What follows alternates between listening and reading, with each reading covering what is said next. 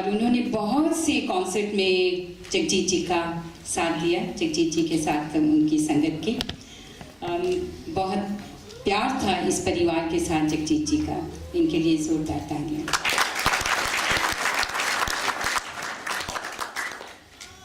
अब मैं मेरे बड़े भाई, जिनका मैं बहुत आदर और सम्मान करती हूँ, चमन लाल चमन जी, मैं उनसे निवेदन करूँगी कि वो आए और अपनी यादें सबके साथ शेयर करें।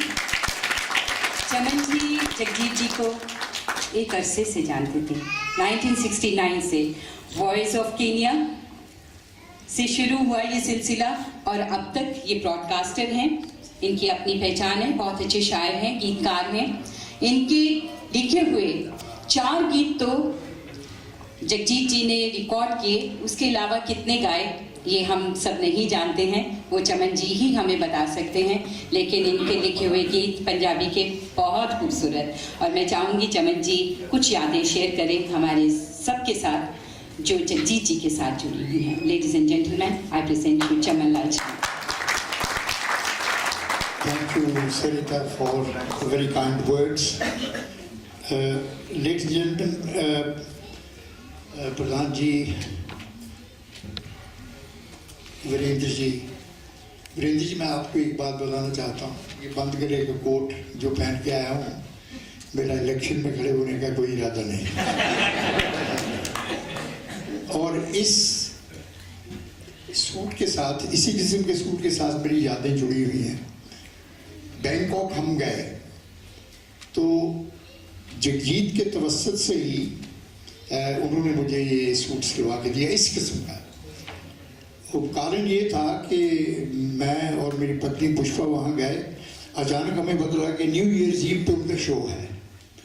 तो हॉलीडे इंस में एक मेरा ख्याल अपने नामधारी परिवार के बहुत बड़े सज्जन हैं और एक सिंधी का वो होटल है, उसके 6वीं या 7वीं मंजिल पे मेरे ख्याल निर्मल जी जानते होंगे कि स्विमिंग पूल के किनारे था।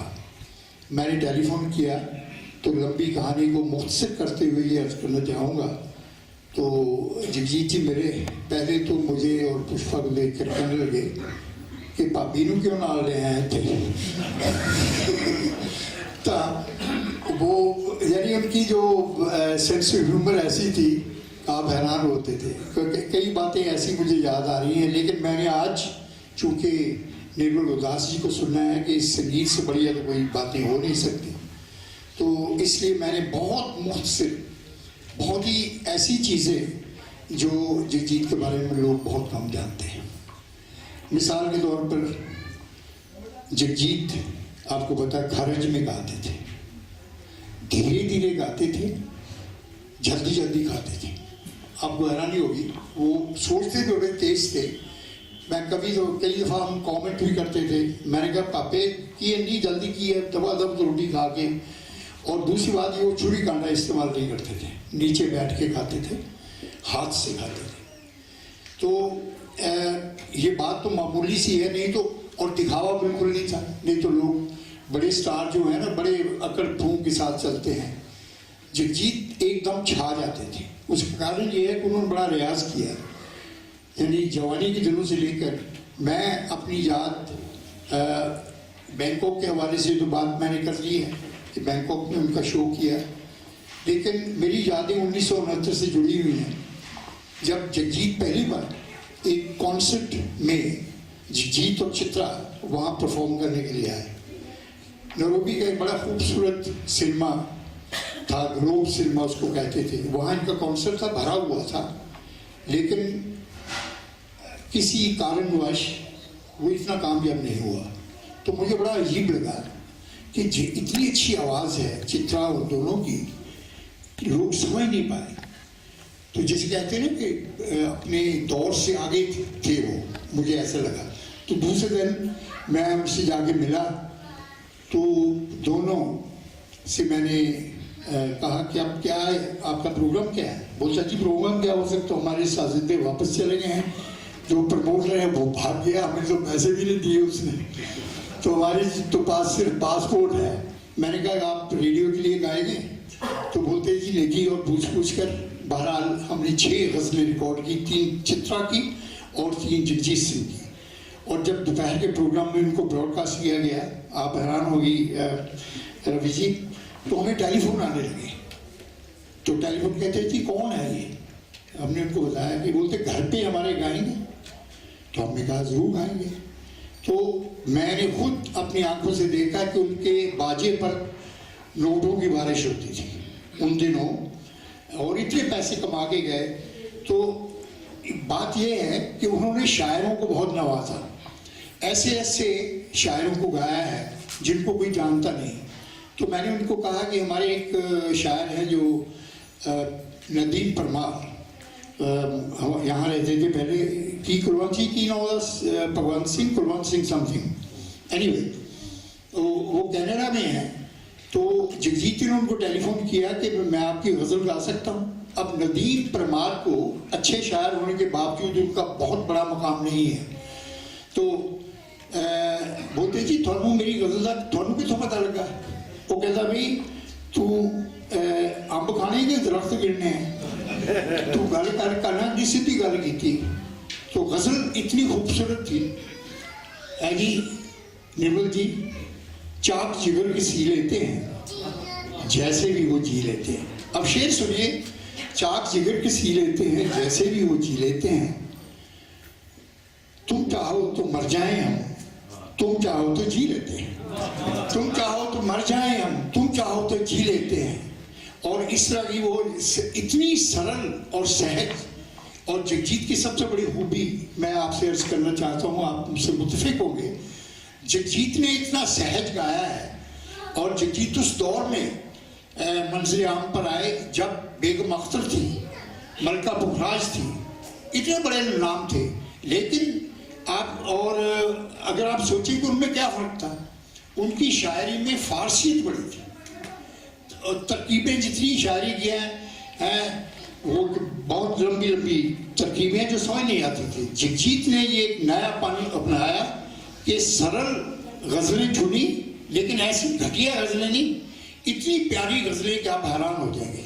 अभी हाल ही में बम्बई में उनका शो था, तो उन्होंने निज़ार फाजली के साथ बजाया, बहुत बड़े शायर हैं आप जानते हैं।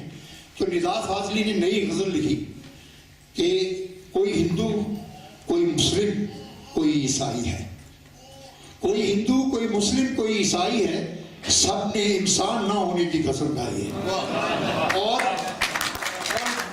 और उनकी ये खूबी है इतनी और जिसे कहते हैं सेंस ऑफ ह्यूमर, बीच में बीच बोलती जाती थी। बहरहाल हैदराबाद के कॉन्सर्ट में मैं वहाँ था, 70 उन्होंने ऐलान किया कि काटा कि उनका 70वां जन्मदिन था। उन्होंने ऐलान किया कि 70 कॉन्सर्ट करेंगे। मैं हैरान हो गया, ये शख्स किस लोहे का बना हुआ है। तो बाद में हम मिले, तो मैंने कहा पापे इस 70 कॉन्सर्ट कर लोगे इस साल? तो इस देहांत से एक दिन पहले मेरी बात हुई इनसे। मैंने कहा पापे वो कितने को कॉन्सर्ट हो गए? कहता 48 हो गए, 48, और 40 बुक ने। आज मैं कोई नतीजा नहीं अक्स करना चाहता, संगीतकार गाएगा नहीं तो क्या करेगा, तो डूबे हुए थे। जैसे आपको पता ही है, विवेक उनके बेटे का नाम था, जिसे प्यार से वो बाबू कहते थे। तो विवेक के देहांत के बाद उन्होंने 9वें बादशाह के शब्द गाए, आपको पता ही है, बहुत गहरे दुख में उन्होंने गाए। तो मैंने जब उनसे अफसोस किया, मैं क्या पापे बहुत बुरा हुआ है, कहता पाना एक ही शब्द में, उसके बाद उन्होंने बात ही नहीं की उसके बारे में। अब देखिए किस्मत को क्या कहिए, विवेक चला गया अचानक कार एक्सीडेंट में। पिछले साल उनकी बेटी मोनिका चल बसी। और जिन माँ बाप को अपने बच्चों के जनाजे उठाने पड़ते हैं, उनसे पूछे क्या हालत होती है। तो मतलब उसका इतना बड़ा दिल था। लेकिन मैं बात को, क्योंकि मैं बह जाऊंगा इसमें, क्योंकि मेरे पास उनकी यादों का समंदर है, क्योंकि मैं कुछ ऐसी बातें उनके सुनवाता जो लोग बातें करते रहते हैं जी। एक जगजीत को चित्रा की क्या अनबन हुई है यानी, लेकिन ऐसी कोई बात नहीं, कभी नहीं हुई। और हालांकि वो बड़े अच्छे अच्छे फैंस में घूमते, सारी दुनिया फिरे, चारों घूम घूमे हैं, लेकिन बड़े फोकस थे। और बच्चा कहता जी जहाँ तो मेरे को घाल दो, जान ले जाओ है जी, प्लीज, डिस्ट्रैक्ट होते हैं। तो मैं आपको छोटा सा एक टुकड़ा, हमने बातें की दीपक खजांची के साथ। दीपक खजांची बहुत प्यारे थे, उनको गिटार भी बजाते थे उनके साथ, कि वो मैं एक टुकड़ा बजाने लगा हूँ उस गुफ्तगू का। संगीतकारों के लिए भी एक सबक है इसमें, और लंबी बात नहीं करनी, तो खैर ठीक ही चलता है माइक्रोफोन तो। अच्छे से सीडी, पूरी सीडी गुलजार साहब ने बना दी, फाकिर की पूरी सीडी बना दी थी पूरा एल्बम में। जैसे इसका बेटी साहब का एक बनाया था पूरा, हाँ जी, तो एक एक डेडिकेट कर दे, पूरा एल्बम दे दिया उसको, वो उसकी जो एक लमसम अच्छी रॉयल्टी मिल जाती है, अच्छा पेमेंट, ठीक है। तो दूसरे जो आपने किए हैं love is blind and cry जो है, उसमें एनजीओ इन्वॉल्व है कुछ, जैसे blind association of India, cry जो है बच्चों के लिए, चाइल्ड